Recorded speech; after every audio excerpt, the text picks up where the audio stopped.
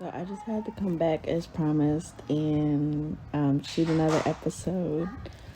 As you can see, I'm shooting it from my bed, but that's not the point. I just want to update you guys. Did this motherfucker add eyebrows? Um, I'm just sneak dissing on this filter. Yeah, it definitely added some hair to my eyebrows. Anyways, welcome back for episode 3. I'm gonna talk about my appointments I had, and then I'm gonna move into the beginning of my stormy relationships. I'm gonna start to cover those. So yeah, I just met with my psychiatrist on Friday, and then I just had my therapist appointment today. On Friday, when I had to meet with my psychiatrist, I ended up having to bring my youngest just because mainly I forgot about the appointment. I'm going to be honest. When I made the appointment, I was thinking futuristically I was going to end up rescheduling it. So I did this thing. I scheduled the appointment not thinking I would be able to make it because I scheduled it for a day where I would be working. So I'm thinking like I'm not going to be able to make this appointment anyway. Let me schedule it so that when they call me to remind me to attend it, I can reschedule it at that point for a day when I'm off. But this will keep me on track with reminding myself I need to see my psychiatrist. I don't know if that makes sense, but this is how I keep myself on track. So reminder call comes and I'm like, shit, because the reminder call is only like a day or two before the appointment. My reminder call I missed, and I didn't check my voicemail until the next day. So this is Thursday. I get the call Wednesday. I check my voicemail Thursday. The appointment is Friday.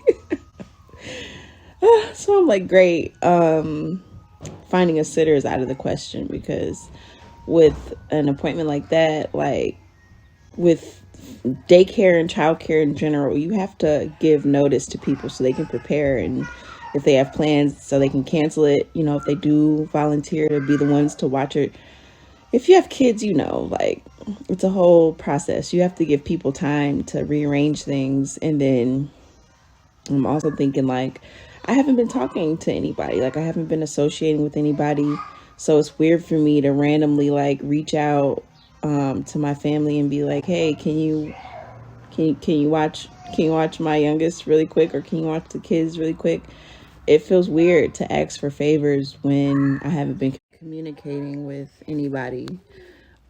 So I was like, let me just ask them, can I bring her? So A, I need to know what time the appointment is, and B, I need to know if I can even take her with. If not, I'll just reschedule. But I need to see the psychiatrist because at this point, I haven't seen him since February. And with everything that's been going on, that's a problem. So I get on the phone with the secretary. She said, it's cool. COVID restrictions have been lifted for the office. You can bring her in. Your appointment's at 3. So I'm like, okay, cool. But I have to get my oldest at least by 4 from school. So now it's like crunch time. But it's awesome that now I know I can bring her. But then it's also I have to force myself to be uncomfortable. Because I explained in the last episode, I don't too much like bringing the kids to those type of appointments because I can't focus on opening up fully because I'm hyper focused on them, what they're doing, and their safety. And with my youngest, she's only 2, so you have to factor in temper tantrums and needing attention and just little things like that. The curiosity, they want to mess with things, they want to get up and move around. So I had a lot of anxiety surrounding bringing my youngest, but I brought her, spoke to the psychiatrist, and he was basically like, I hate hearing this, but he said to me what the therapist in, the other town said to me. I hate to waste your time, but meeting you once a month isn't going to help you. And there's nothing further that I can do with your medication to help you. He did take away one of the medications that he added that affected my menstrual cycle. That was cool. And then he ended up increasing my nightly Seroquel that I take or whatever. But he was just basically like, after hearing the update on everything, he was like, bro, you got a lot going on and you need to see a psychiatrist at least once a week and a therapist at least once a week, if not every other day. And I'm like, I work, I have kids, like that's not gonna work. And he's like, oh, you can use FMLA, I'll write the recommendations I need to write, blase. You need to get in this program, they're gonna call you Monday and you have to accept it because you're in major distress, and I'm explaining to him like, okay, that's great, like I want the help, believe me, I do, but I can't lose my job. That's gonna cause more stress. So now I'm freaking out. Like I'm like, this is great that we're getting somewhere treatment wise. Like I'm glad he's recognizing that I need more help. But we have to explore some alternatives to where I don't lose my job, because that's everything. That's how I support my kids. That's how I support myself. There is nobody else. Their father isn't active at all, financially, physically. He's nowhere to be found. You know what I'm saying? And he's not blocked on anything. He's not being prevented from being in their lives. He's actively chosen not to be there. So there is no failing. Like I can't not bring in money. I can't not provide. It's not an option. Yeah, so I'm like, okay, what do I do now? So now I can't not get the help because I have to break this mental state that I'm in, or it's going to rub off on the kids and they're going to grow up and they're going to need therapy too. And that's what I'm trying to prevent, At least I don't want me to be the reason that they have to grow up and seek help. You know what I mean? It's bad enough that, like I said, their father isn't around. They don't need to grow up with a fucked up mom. So I'm trying to get my shit together. So quitting is not an option as far as like treating this shit goes, because I need to get into a mental space where I'm healthy, period. So I'm like, okay, great. Let me just talk to my therapist. Maybe I can get another perspective on this.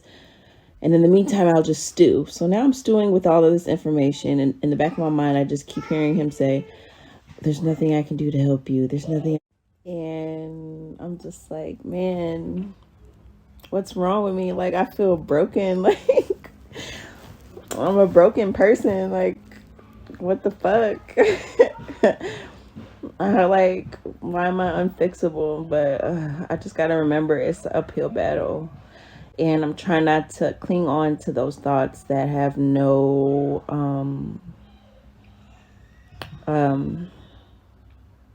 value. They have no, like, it's not constructive and they're not factual.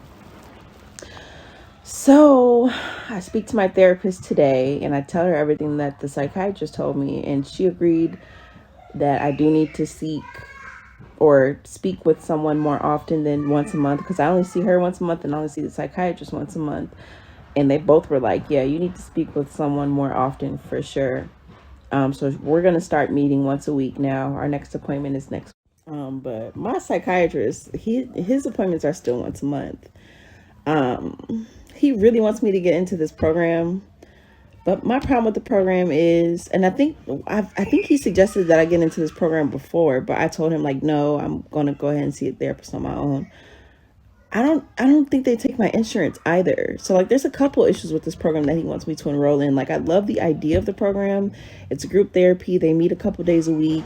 I see a psychiatrist, and I see a therapist when I go. But the problem is it's 4 hours in the morning or in the afternoon. So that's a big chunk of my day. And the other problem is, like I said, I don't think they take my insurance. So now you're talking about an extra expense that I can't afford. Like, I just moved. I barely have furniture.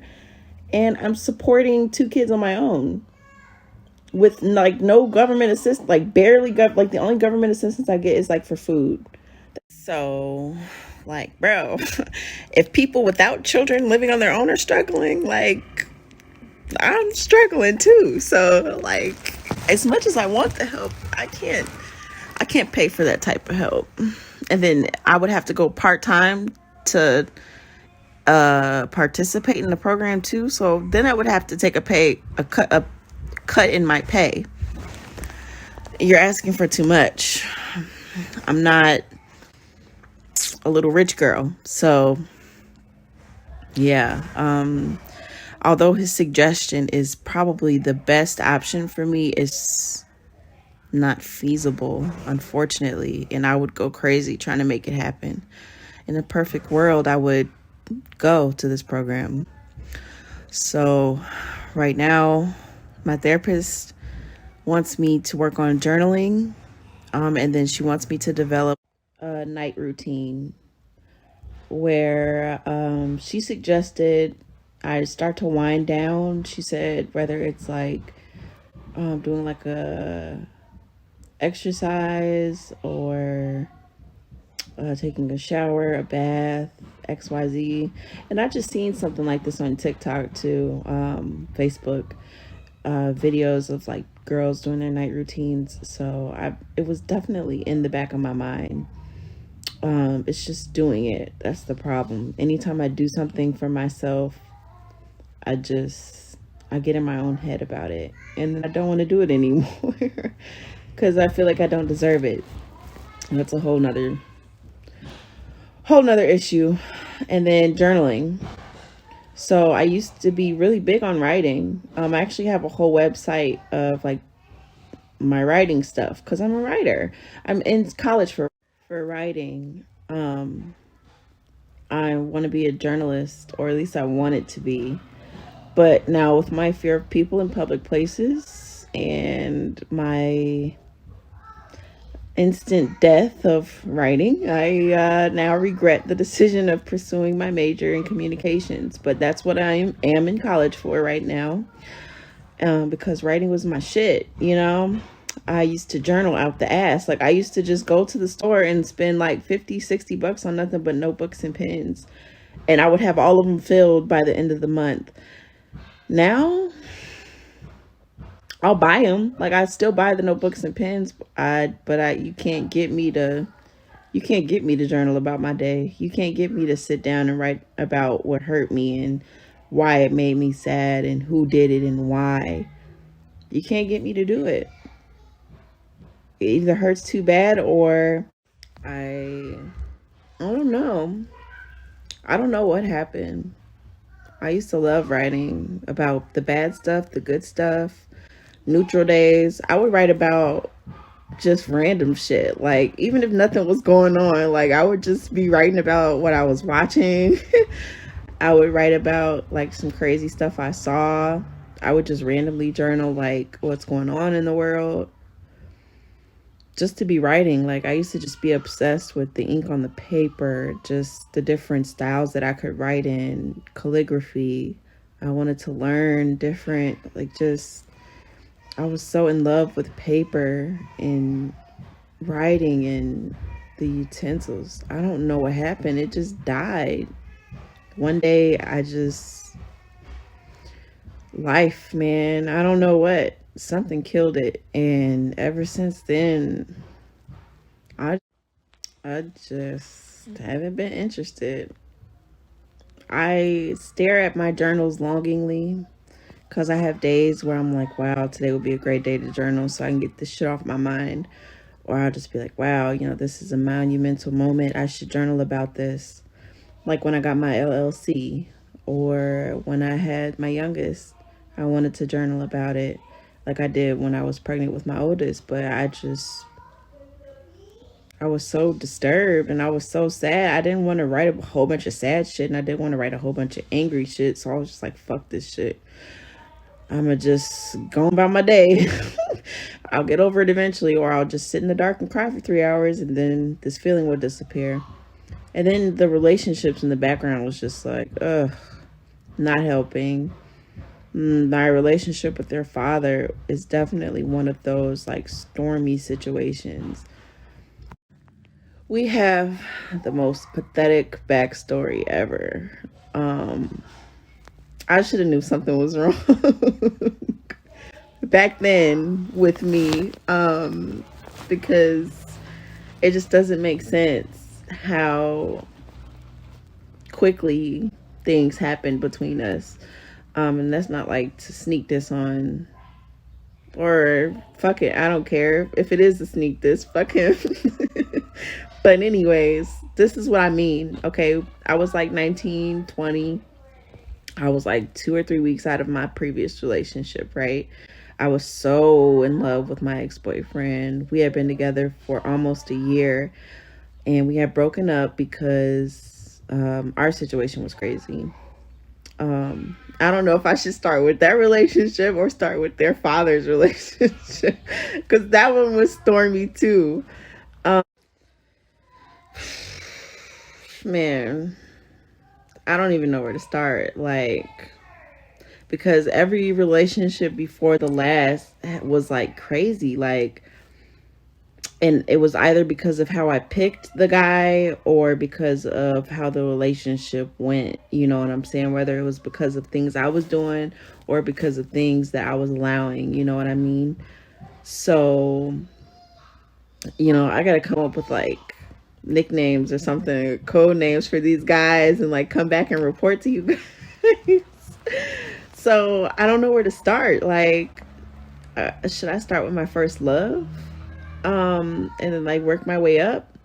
You know what I mean? Because I don't know. But for the purposes of this video and explaining how my mind works, I'll just start with their father, because that's who I mentioned. And then I'm in the next episode 4, I'm gonna start from the beginning of my stormy relationships and just work my way down. And I promise you, it's gonna make so much sense because, anyways, so for where I started the story, we met after like 2 or 3 weeks after I broke up with my ex-boyfriend, who I had been together with almost a year. Me and this ex that I mentioned broke up because we had been back and forth, the end of a relationship. We were arguing a lot. We weren't seeing each other. We were barely texting and calling each other. So it was almost like it was already over. One particular day, there was a phone call made. It didn't go well. And, I had had enough. And so I was the one to end it on that phone call. There was a couple weeks of us like kind of going back and forth. There were talks of us like trying to fix it, maybe getting back together. And then like, we were hot and cold with it for a while. And in the midst of that, I met their father on Twitter. I had just made a Twitter.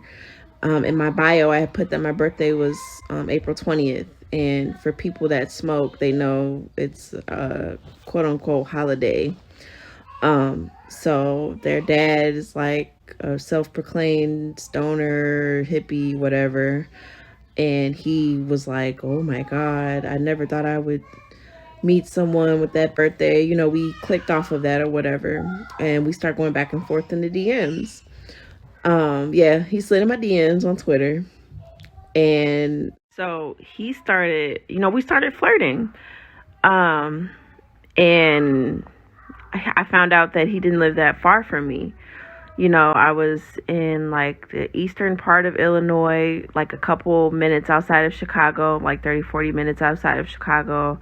And I learned that he lived like 20 minutes outside of Chicago. So we were like city neighbors. And I'm like, wow, that's dope. How crazy is it that we're like super close to each other? And next thing I know, I get a phone call like 2 or 3 days after us meeting. We exchanged phone numbers and everything. We were texting.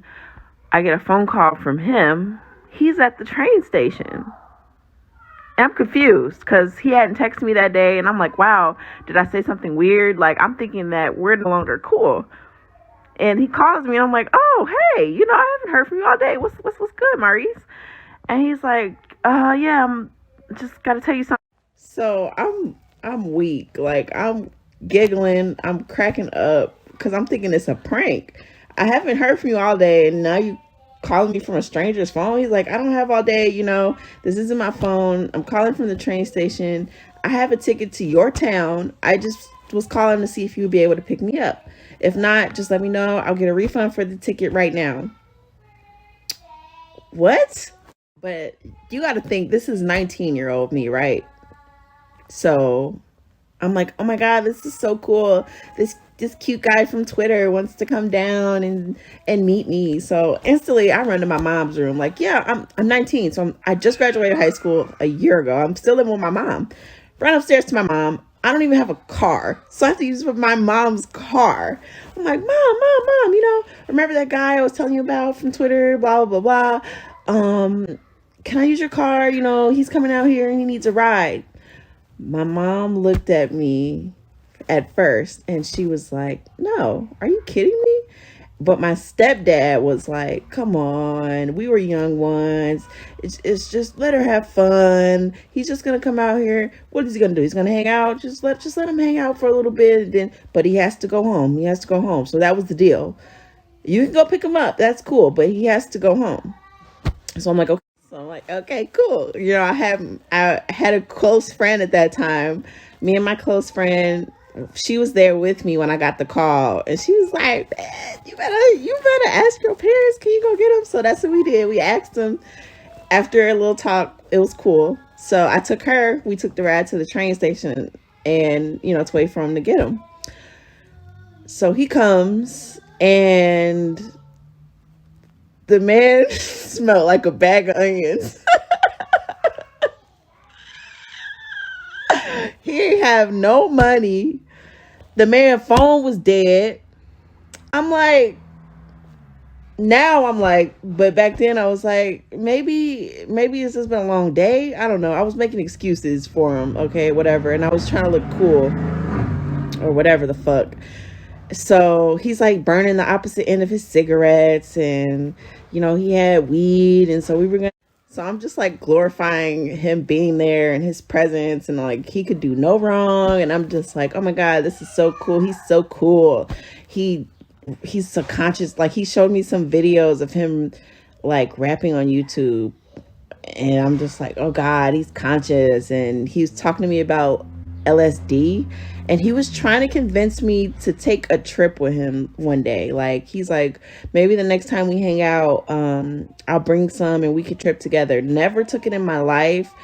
Don't fuck with it because of what I read about it in school. And I know me mentally would never be in a stable situation to even try it. I don't trust myself with it. So it's crazy that the first time I meet him, he's like, yeah, we should totally trip together. I would never. Now that I, mature me now, it's like, no. But 19-year-old me was like, oh, he's so cool. He knows so much. I would totally try it. So I don't know. Like, I'm saying that to say, like, I was trying to impress him, and I was so infatuated with the idea of him that I was just like invested in anything and everything. Like, I was just like willing to try it. I was smoking his cigarettes that were burnt on the opposite end, which was actually pretty annoying to me, but I was just like trying to impress him, I guess. I don't know what the fuck. But so yeah, bring him out to the house. He meets the family. He's kicking it with me and my friend. We're chilling. Eventually my friend goes home. It's getting later in the day. So he arrived like early in the afternoon. It was like 11 or 12 when he got off the train. So now it's about 4 or 5-ish. So I'm thinking, like, when is your ride coming? Did you get a return trip? Like, what's going on? So now it's like 7, 8. Like 7, 8-ish o'clock, dinner time, damn near bedtime for, because I got siblings. And my parents have jobs, and, one of them is going to bed. One of them is on their way to work. Sir, it's time for you to go. Like, I'm a teenager. This ain't my shit. Like, you overstaying your welcome at this point. You not a family friend. We don't even know you. Like, this is my first time meeting you. And this is my family's first time meeting you. So, you gonna have to step. eventually, yeah, so I get to asking them questions. When is your ride coming? Because my parents started looking at me funny, and then my brothers started looking at me funny. So I'm starting to look at him funny. Like, you making me look crazy. What's going on? How long you supposed to be staying, bro? Oh, my phone's still dead. Then we get his phone turned on because my mama used to have a charger for every type of phone, bro. Still do. So we finally find a charger because his charger ain't been working this whole time he been at the crib. And he ain't said shit. So we get one of my mama chargers, right? He plug it in. Boop, it come on. Call your ride. He called like 2 or 3 phone numbers. Oh, they're not answering. How far do you live? Like, do we have to take you home? How are you supposed to be getting home, bro? We find out our train doesn't run out of town. Like, our train just makes drop-offs to our town. That's even worse. So now we got to figure out how far this man live. Who gonna pay for the gas in the tank? Because he didn't bring no money. It was just like, oh my God. It went from like, oh my God, this is so awesome. This guy's coming to see me, to like super embarrassing, like real quick. I was just like, oh my God, this is so embarrassing. Like, this guy is obviously some type of imposter, or maybe he's just going through a bad situation, and he wasn't open about it. So this is equally embarrassing for him. Like, I'm trying to make excuses for him in my head, but at the same time I'm like, oh my God, what the fuck? They gonna cuss me out after he leave. Like, I'm freaking out about a whole bunch of shit. So my parents go upstairs. They have a little 20-30 minute meeting. I'm like, fuck, I'm finna get cussed out in front of him. You know, black people don't care. So my stepdad come back downstairs. He on his way to work. He like, look, tonight I gotta go to work. He said, but tomorrow we getting you home. He said, don't worry about it. Tonight you can spend the night. It's cool. Just, you know, none of that funny stuff. You know what I'm saying? You stay the night as a guest. We okay to have you here tonight. He's like, but tomorrow we getting you home. Call whoever you need to call. Let them know. You know, try to get, you know, see if they can send you some money to help us with gas. But we gonna get you home tomorrow. And I'm thinking, like, did he put something in their cup? Like, are my parents drugged? And because I'm literally thinking to myself, like, ain't nobody gonna take this motherfucker home tonight. So I mean, I'm like low key, like, this is dope. My company get to stay. That never happens. But then I'm also like, what the fuck is wrong with my parents? Am I in the Twilight Zone? Because they're never like that. Like, they're never like that. So that was like crazy weird for me. So I was like, okay, cool. I guess he stays. So he ended up staying the night. We connected or whatever. So like, I was feeling him, he was feeling me. We had kissed a couple times earlier that day, but we didn't discuss like being boyfriend or girlfriend or like being together and nothing like that. It was just kind of like, you know, flirty shit. We was just like flirting. And then the next thing you know, nighttime comes. We were sleeping in the same room, in the same bed. I don't know how that happened. My little brother was in the room with us at first, but then like nighttime, and my little brother got kicked out of the room. I still don't know how that happened. Like, I don't know how he was allowed to spend the night in the room with me, but I guess maybe they felt like, where else would he sleep? Like, I can't remember how that conversation went. Like, I don't know how he was allowed to be in the same bed with me, though. Like, I don't know how that happened. I really don't. Like, I know my brothers were pissed about it, though. My little brother specifically, because I remember he looked me in the eye on his way out of my room like, don't do it. And obviously I did it, y'all, because I have a 7-year-old and a 2-year-old. But anyway, so obviously, you know, so he looked at me, he was like, sis, don't do it. And he just walked out the room. So, long story short, we laying there, and he just, you know, he initiates. You know, we get to kissing, rolling around, doing all that stuff. So, in the middle of us doing our thing, he just stops me. And I'm like, what?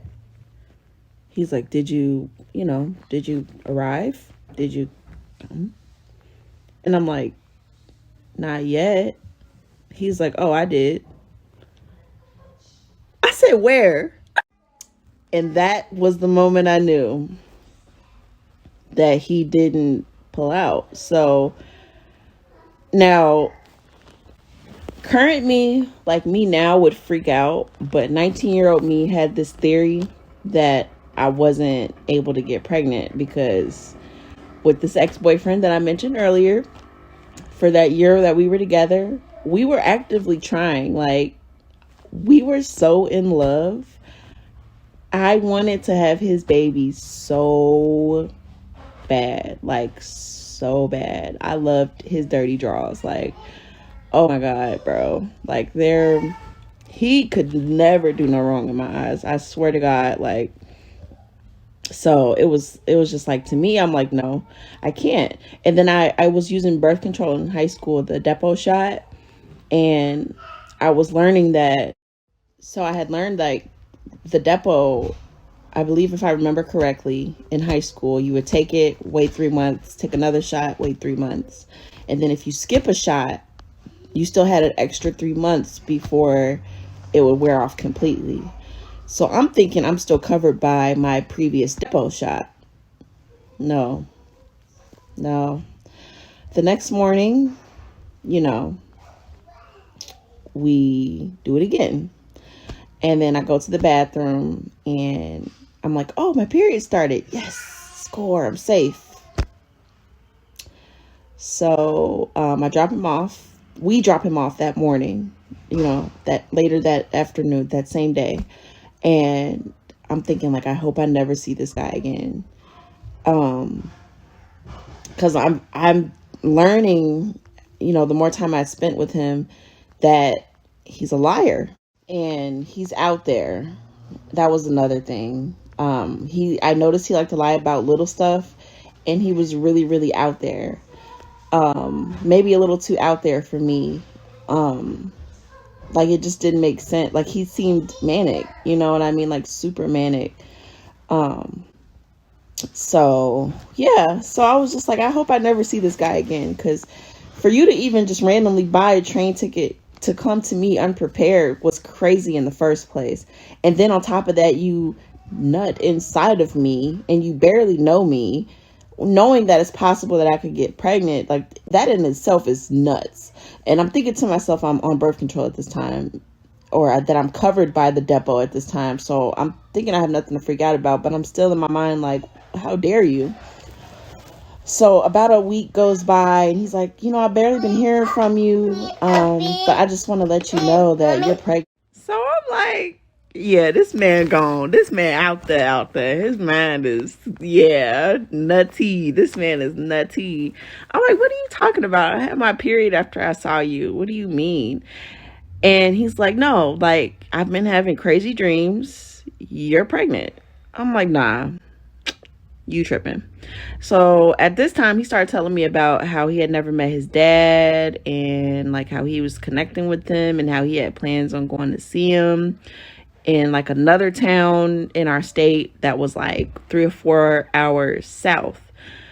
So I'm like, oh, okay, that's cool. And so he had been talking to his dad over the phone, I guess. And one of these days, his dad was on the phone, and his dad was kind of like co-signing, like, yeah, somebody pregnant, and I don't know, young lady, it might be. I barely know y'all. Now y'all gonna tell me what's going on in my body. But sure as shit, about a month and a half later, me and Maurice were still talking, not as much, but we were in contact, you know what I mean? I started a job at like closer to my grandmother's house. So I ended up moving out of my mom's house and into my grandma's house. And I guarantee that whole thing with him staying at the crib probably made my mom and my dad feel weird about me. So they were probably low key like, you gotta go anyway. So I move in with my grandma, and he starts calling my grandma's house. And my grandma's like, my grandma old school, so she paying attention. She like, who is this boy calling you all the time? Why is he calling you all the time? What? And then she has a voicemail machine, so he would leave voicemails. He would leave voicemails snitching on me. Like, did you take the pregnancy test? I know you're pregnant. Like saying stuff like that. And or saying stuff like, did you buy a ticket to come down yet? Are you gonna come down here like you promised? And my grandma like, come down where? Where you going? And I'm just like, I'm not going nowhere, but he's trying to get me to come down there. And she like, who pregnant? I'm like, I don't know. He keeps saying I am, but I'm not. I promise I'm not. And so that's when shit started to heat up for me, right? And I'm working at a gas station, so time is going by. Like I said, I thought I had my period. I thought. So I'm waiting on the next one at this point. Still ain't come. I'm like, I'm eating more. I'm sleeping more. I'm like, nah, Lord, nah. One day at work, I pick up a pregnancy test, go to the bathroom. I just start breaking down. I send him the picture. Now, mind y'all, we still ain't in a relationship. Like, he's not claiming me as his girlfriend. I'm still not claiming him as my boyfriend. So, literally, we met, we fucked, and then we just kept in contact because he knew that he had got me pregnant. And I was oblivious to the fact. I'm still thinking I'm clear, you know what I'm saying? But he knew what he did. And kept tabs on me, basically. So now he's enforced my hand. Now that I know that I'm pregnant, I'm like, damn. I gotta lay in my bed. You know what I'm saying? I made my bed. I gotta lay in it. Used my last check from the gas station that I got. Bought a ticket out to where he was with his dad. Packed all I had was clothes. I was only 19. I didn't have nothing. So all I had was a little suitcase of clothes and a computer. And I took off down there, y'all. Pregnant and all. Crazy, right? Fucking crazy. The man could have been a serial killer. He could have been a serial rapist. Like anything. He could have kidnapped me. And I'm just like no stops. You know what I'm saying? Like anything could have happened to me. Like, thank God he was just a little crazy and he wasn't like a murderer or anything, because my story could have been a lot different. You know what I'm saying? And then when I was 19, like somebody should have stopped me. Somebody who cared, who loved me, should have sat me down like, bro, you need to get some help. Like on some real one-to-one shit. But instead, everybody judged me. Everybody got mad at me. Everybody pushed me away. Everybody made me feel like shit. You know what I'm saying? Like everybody boxed me out.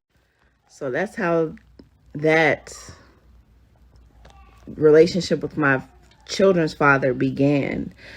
And the reason that it didn't work out with my oldest is because, I went down there and he was living with his father. That didn't work out. So then we got a roommate. He used to leave me there with the roommate. I don't know the roommate any more than I know my child's father. So now I'm left alone with another strange man daily for hours. You know what I'm saying? And again, thank God that this man wasn't a psycho, murderer, rapist, kidnapper, crazy man. You know what I'm saying? He would look out for me. He would make sure that the house was locked up and that we had money for the bills and that there was food in the house, because my baby's father was gone. He was on campus fucking the college girls. He was walking around hanging out with the other college boys or the frats, taking drugs on campus with them, not coming home for days, binge drinking with them, like all type of shit. Like I was alone out there. So that only lasted I stayed out there for like a month maybe. I checked in with my family, let them know I was alive. I checked in with everybody, my friends and everything, and I let them know. And then a week after that, I had an official doctor's appointment out there with him. And that's when I started letting everybody know I was pregnant. And then I think that's when it started making sense to everybody why I took off. Because to them, I had just took off out of nowhere with the same guy from Twitter. So they probably thought I was losing my fucking mind. But once I told them I was pregnant, I think that's when it clicked to them, like, oh, okay, that's why she ran off. But the whole time, like, that I had ran off and, you know, I was down there, the entire time, I was still thinking about my ex-boyfriend. I think I had messaged him a couple times. He hated my guts. Like, he was pissed. He was pissed when he found out that I had left town. And then he was super pissed when he found out I was pregnant. And then he was highly pissed when he found out it wasn't even somebody that I knew, that it was like a stranger. So it was just like the latter, you know what I mean? It was just like, that was the beginning of the destruction of our bond. Like, it was already kind of wavering, but that's where I hold my guilt to where the destruction of our bond kind of began.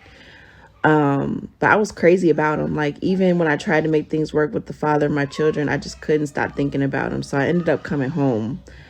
So it wasn't until I came home that the father of my children started to express interest and wanting to take things serious. Now he's calling me like, oh, we're supposed to be starting a family, and one day I'm supposed to be making you my wife because you have my kid.